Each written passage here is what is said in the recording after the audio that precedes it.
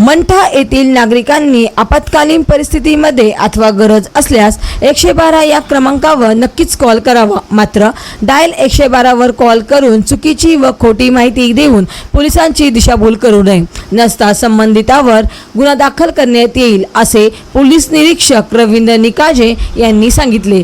सामान्य नागरिकांना तात्काळ मदत मिळावी म्हणून महाराष्ट्र पोलीस मार्फत डायल 112 ही सुविधा उपलब्ध करण्यात आली आहे।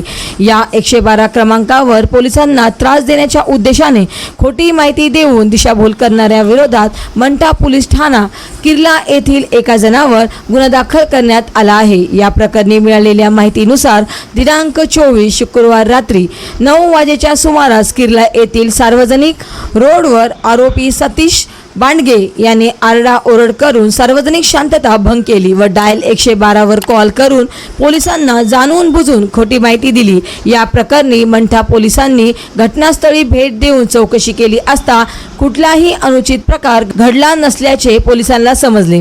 त्यामुळे पोलिसांना खोटी माहिती दिली म्हणून संबंधित व्यक्ती सतीश बांडगे विरुद्ध मंठा पोलीस ठाण्यात पोलीस कॉन्स्टेबल विजय जुमडे यांच्या फिर्यादीवरून गुन्हा दाखल करण्यात आला आहे। या प्रकरणी अधिक तपास पोलीस निरीक्षक रवींद्र निकाजे यांच्या मार्गदर्शनाखाली पोलीस हेड कॉन्स्टेबल मुंडे हे करत आहेत।